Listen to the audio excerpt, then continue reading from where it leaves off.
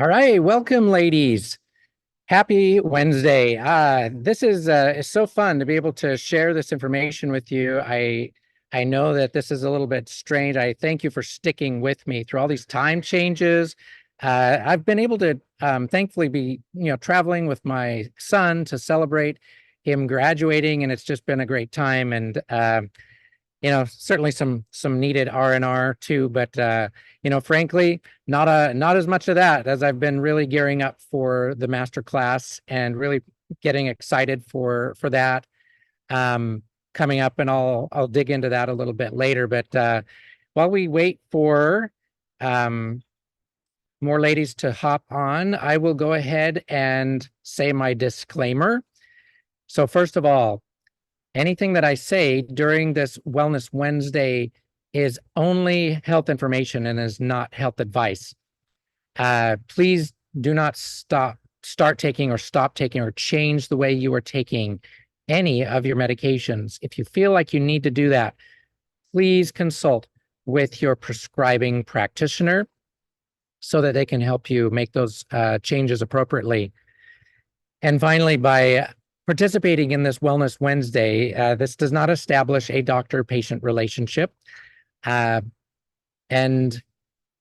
this information that I wanted to share with you today is so apropos because of all the misinformation that you read about, that that even you attend seminars and webinars on detox, and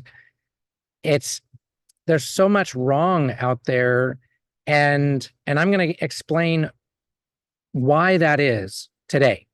I'm going to explain how the liver helps you to detox as your body's primary filter for cleansing you, for cleaning you out, cleaning your cells, helping your cells take care of the toxins that they're trying to get rid of. So just understand that we're exposed to toxins, hundreds of toxins every day, whether it's through cosmetics. Our food is laden with toxins and toxicants. The difference being toxins are biological, toxicants are from our like what's made in our environment, what's man-made or heavy metals. So including pesticides and chemical stabilizers, preservatives in our food, and artificial sweeteners are also toxicants. Our water, unless adequately filtered, can be loaded with fluoride, heavy metals, chlorine, bromine, the use of plastics, air pollutants, smoking, of course, illicit drug use and excess alcohol use. Do doctors really understand how the liver helps us, what the liver's function is? We have all these, we are exposed to all these toxins, and our liver is there and designed to help us take care of these. But do we really understand the magnitude of what it's got to do for us? All right. So there are 3 phases of detox, ladies. And the first 2 happen in the liver. So the first, and I apologize, I'm going to throw around some big words and try to explain what those words are as I go along, but just understand that there's some necessary words to convey. The first phase, phase 1, happens with the cytochrome P450 enzymes. Now, enzymes, as you know, might know, help move reactions along. They're like the synergy effect on between different things happening in the body at a biochemical level. And so these enzymes and these pathways need several cofactors or nutrients. And this cytochrome P450 enzyme pathway works to transform dangerous fat-soluble molecules into less harmful intermediate products that will be easier to excrete or eliminate, right? So these pesticides and herbicides and things are fat soluble and they need to be changed. All right. Now, this process of changing these this way with this enzyme pathway naturally creates free radicals, which must be neutralized. Now, many of you have heard of free radicals, and they are responsible for degeneration at the cellular level. So they need to be neutralized. If there are insufficient nutrients for this function, inflammation occurs, and this will cause more and more problems and symptoms, including liver damage, okay? Nutrient deficiencies. Certain toxicants and heavy metals can impair the activity of the P450 enzymes, therefore reducing the ability of your liver to detoxify you. So the filter becomes a little full and jammed, right? A little too concentrated. All right. The next phase, phase 2, is a process called conjugation. Now, this is the addition of a certain chemical group to a byproduct of phase 1, making it water soluble and therefore less harmful. And again, I apologize for the sciencey stuff here, but I think it's important that you understand that as your liver takes care of these things, there's numerous steps. There's numerous steps and so many nutrients that your liver needs to make this happen. All right. It's like when you ladies are good at planning things, especially like meals for family when they come over, and you've got, 20, 30 family members coming over for a dinner, and you've got all these plans and you've got all these ingredients to get for all these dishes, and what happens when you don't have enough ingredients? Like, it's just chaos, right? It's chaos. And then you have to go to the store and you're not going to make it back in time. And you realize that there are things that have to happen during, for the liver to do its many jobs for you, because this isn't the only job that the liver has. Your liver also has to make and transport cholesterol and different cholesterol particles. Your liver has to help you make hormones. Your liver has to make bile, which is part of this process. Your liver has to help you digest fats in this way. It's got to help you. I mean, there's so many things your liver has to do for you. All right.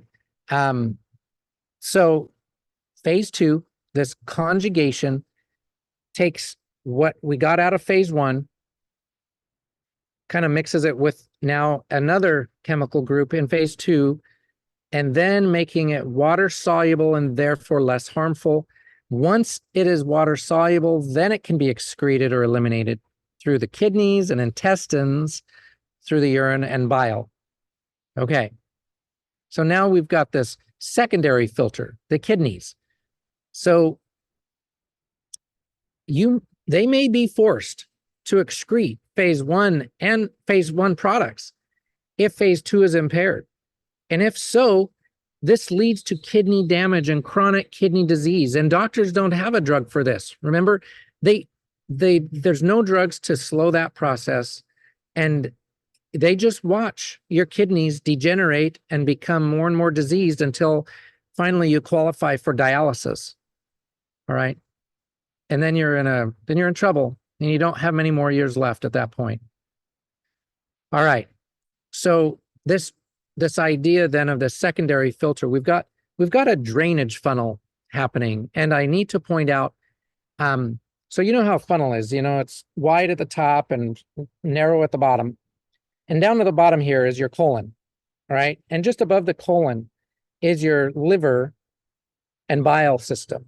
So those have to be working properly for you to drain properly down through your colon, all right? Otherwise, if not, those toxic byproducts are going to go sideways through your kidneys, skin, and lungs, potentially. So those of you who are dealing with symptoms in those areas, I'm going to go through them in just a moment. This is because detox is not being handled properly. And those of you who may be working with practitioners to work on this are not doing it right if you are having these types of symptoms, and I'll get to those. So this drainage funnel has consequences if there's a backup. Above the liver and bile, you've got your lymphatics, and then you've got your organs and tissues, and then you've got your cells that all need to drain through that mechanism, through that funnel, so that ultimately you can get it out through your colon, right? And therefore properly, all right, so that it doesn't back up more into your kidneys, skin, and mucous membranes are part of the skin.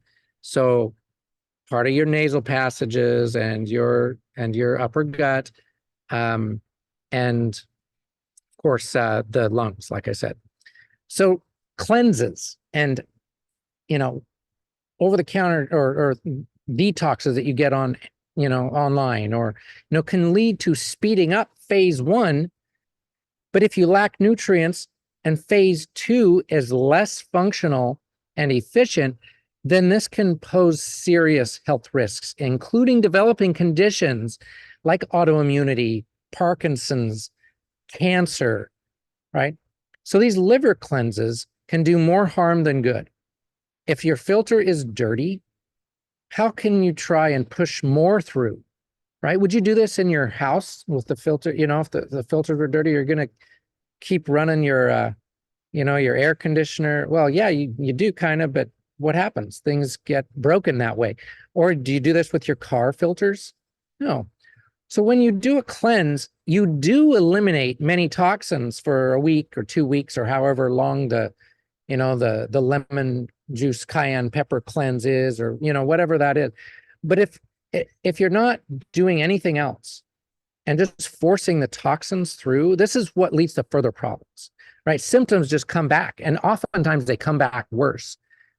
So the several processes of phase 2 conjugation, and again, these big words, conjugation meaning they come together, including glutathione, methylation, that one you might have heard about, glucuronidation, sulfation, and acetylation may not occur properly. In phase 1 products can build up, causing inflammation and disease.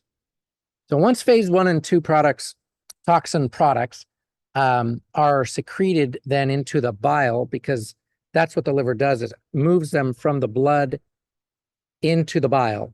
Then they can be excreted, right? And if you cannot make enough bile or bile salts to carry away the toxin products from the liver into the gut, just like I was talking about with this funnel, you will get a toxin backup, which can cause liver damage and disease like cirrhosis. So that's why too much alcohol causes that. That's why too much of the SAD, the standard American diet, causes non-alcoholic fatty liver damage. So it leads to fatty liver, and it leads to problems like this. Because you need bile for fat digestion. It can cause nausea, dizziness. When you don't make enough bile, it can cause nausea, dizziness, fatigue, certainly weight gain. And this is why gallbladder dysfunction causes these symptoms, right? So it is so important that detox be done the right way, with enough nutrients, not pushed too hard without ensuring that your liver is able to handle it better, right? And then you can recognize some other things. Okay, hypothyroidism causes the liver not to be able to detox properly. Hypothyroidism can lead to poor bile production, right? Menopause can lead to poor bile production and detox issues, largely because it's thyroid again. Low thyroid causes the menopause symptoms because during menopause, you still need to have hormones. And if you don't have the right amount of hormones, even going through that phase, this is going to impact your body's ability to make, your liver's ability to make bile and to detox you properly. These things help clean the filter. That's why you don't just push and push detox without really understanding what else is needed. Okay, phase 3. Phase 3 happens in the gut. Now, the gut is also where orally ingested toxins are absorbed. So now we've got these toxins coming in, and they're not being necessarily handled properly. Phase 3 consists of P glycoproteins. These are known as antiporters. All right, so they help you not transport these toxins into the liver. And so they're in the small intestine, and they move toxins from the cells into the gut. All right, so that the gut then can take care of them and wash them out, right? Well, one such P glycoprotein, it's called blood-brain protein, is also located in the kidneys. It's in the blood-brain barrier, as I kind of Freudian slipped that in, and the liver. Now, this blood-brain protein, this transport system, ensures movement of unwanted compounds out of the cells and into the detoxification organs. So out of your kidney cells, out of your brain cells. So this is then part of the glymphatic system in your brain and liver. All right. Now think about what might happen if too many toxins are present in the gut, right? These cause a lot of inflammation. Now, endotoxins like LPS, lipopolysaccharide, can stop the activity of the P glycoproteins. Now, they stop detox there in the gut and promote more and more inflammation. So those toxins in the gut irritate the gut lining cells, the gut cells, and that causes more and more inflammation, right? And then this leads to several symptoms, including like IBS symptoms. All right, and some other signs and symptoms of poor detoxification are brought. So they often include digestive issues like difficulty digesting fats. Also because of gallbladder and bile production issues, right? They cause poor absorption of nutrients, cause bad breath, acne, premenstrual cramping, hypoglycemia, allergies, environmental allergies, hair loss and skin rashes, right? And then, of course, difficulty losing weight is a huge symptom here.